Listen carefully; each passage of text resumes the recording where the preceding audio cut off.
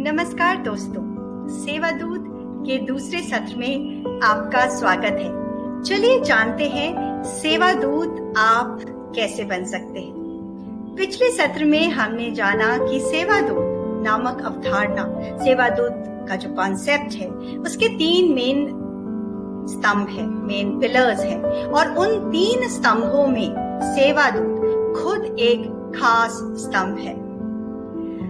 पर अब सवाल उठता है कि किस तरह से हम सेवा दूत बन सकते हैं, उसका क्या रोल है, सेवा दूत की क्या क्या भूमिकाएं हैं और सेवा दूत बनने का क्या फायदा है, सेवा दूत खुद को क्या फायदा है और समाज को क्या फायदा है।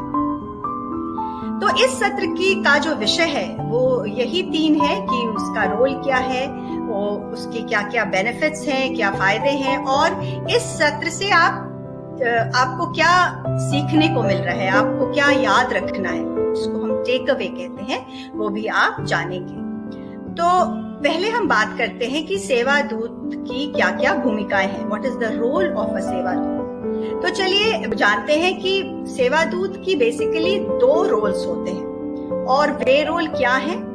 पहला रोल है कि सेवा दूत शिक्षा के क्षेत्र में भी काम करेगा, और दूसरा है कि सेवा दूत स्वास्थ्य के क्षेत्र में भी काम करेगा। अगर हम बात करते हैं सेवा दूत की ट्रेनिंग के बारे में, तो उसे ऐसी ट्रेनिंग दी जाएगी ताकि वो जो भी नई तकनीक आ रही है दुनिया में, जो भी नई तकनीक अभी मौजूद है, जो भी नए एप्लीकेशंस मौजूद हैं, वो सारी जानकारी सेवा दूत को दी जाएगी इस ट्रेनिंग के तहत। जैसे कि वो किस तरह से एक अच्छा सेवा दूत बन सकता है, कि किस तरह से वो हाइब्रिड एजुकेशन की ट्रेनिंग, जो ऑनलाइन एजुकेशन आजकल दी जा रही है, उसके बारे में भी वो जानकारी देगा, और टेलीमेडिसिन के बारे में भी जानकारी देगा।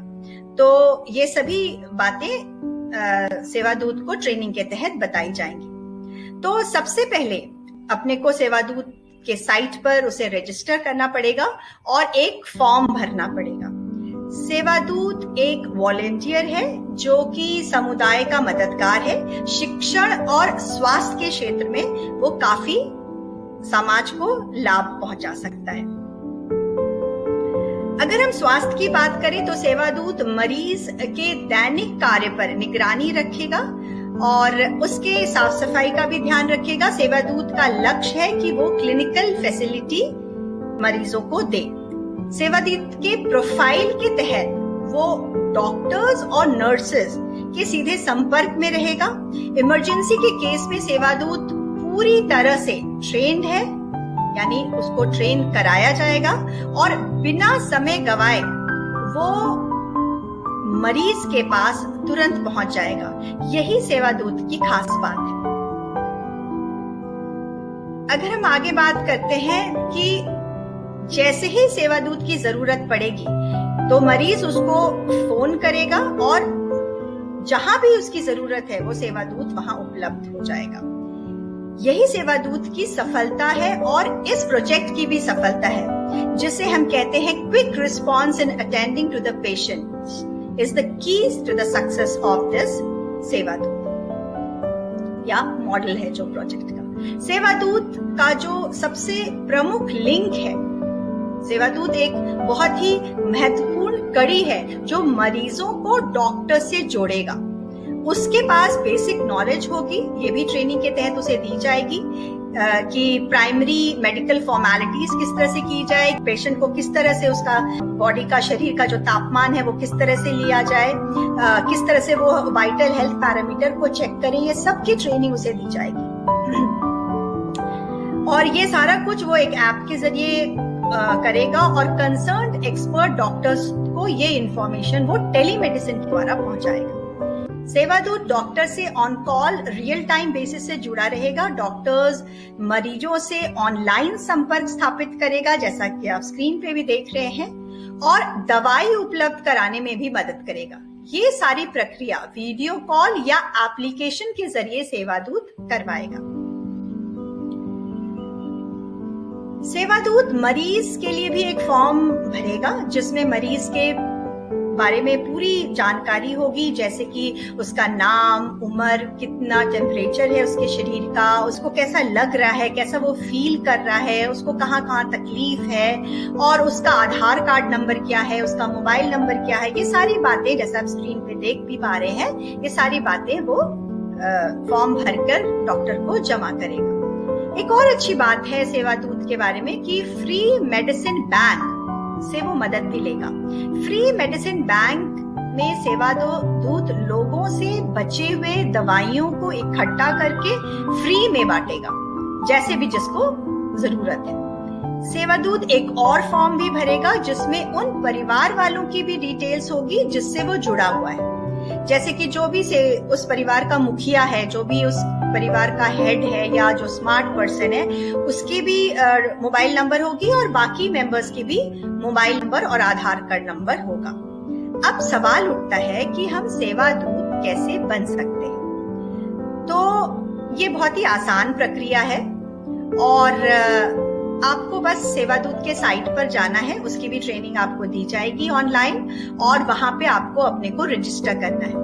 फिर आपके एप्लीकेशन के अप्रूवल के बाद आपको फ्री ट्रेनिंग शुरू होगी और जो भी लेटेस्ट टेक्नोलॉजी और एप्लीकेशंस है उसकी नॉलेज आपको उस ट्रेनिंग के तहत दी जाएगी ताकि एक अच्छे सेवादूत बन पाए।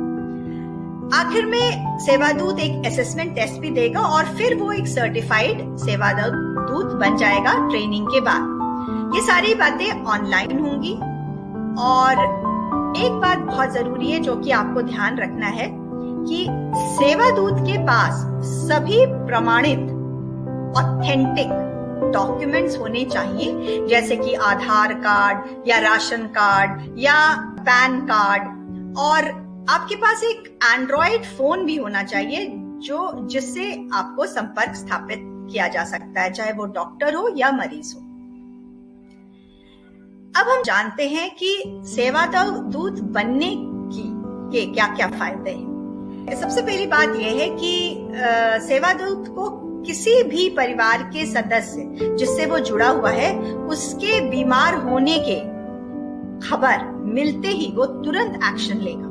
सेवादूत मरीज को अटेंड करेगा और संबंधित डॉक्टर से तुरंत संपर्क स्थापित करेगा।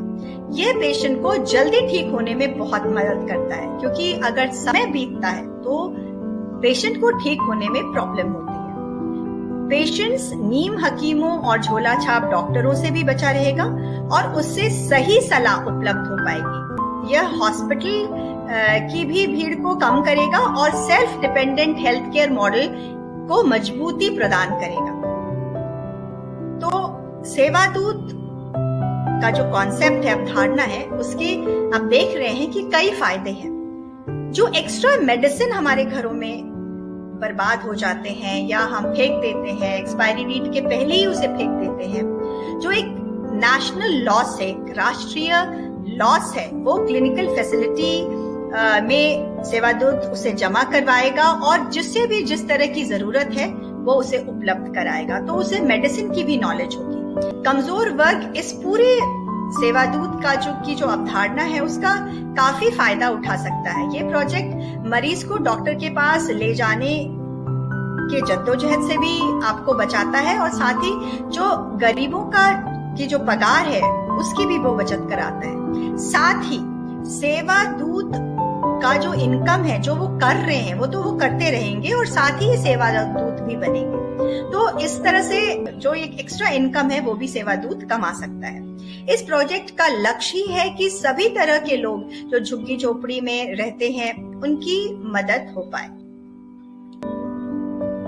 तो जो इस प्रोजेक्ट का जो लक्ष्य है वो यही है कि हम जनसाधारण तक पहुंचे और बहुत सारे घर जिसमें एक रसोइया भी होता है, एक ड्राइवर भी होता है, गार्ड भैया भी होते हैं, तो ये सारी लोग जो कम्युनिटी है कमजोर वर्ग कहलाता है। तो जो सेवादूत की अवधारणा है वो इन कमजोर वर्ग तक पहुंचने में हमें डॉक्टर्स तक मदद करेगा।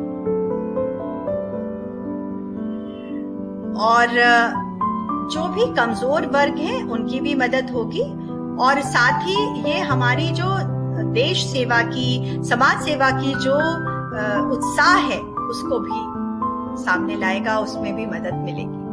तो एक फोन नंबर जरूर होगा जो कि सेवादूत का होगा और उन घरों में वो लगा होगा जिस घरों से सेवादूत संपर्क स्थापित करेगा। तो इस प्रोजेक्ट के द्वारा सेवादूत बनकर हम हर इंसान एक सेवादूत बन सकता है, और जो भी कमजोर वर्ग हैं जो हमारे यहाँ काम करते हैं या हम जिनको भी जानते हैं, या तो हम सेवादूत किसी को नियुक्त भी कर सकते हैं और कई तरह की मदद हम उनसे पहुंचा सकते हैं। आगे के सत्र में हम और भी बहुत कुछ जानेंगे कि किस तरह से हम सेवादूत की स्किल्स को भी एनहांस कर सकते हैं। जय भारत और जय हिंद।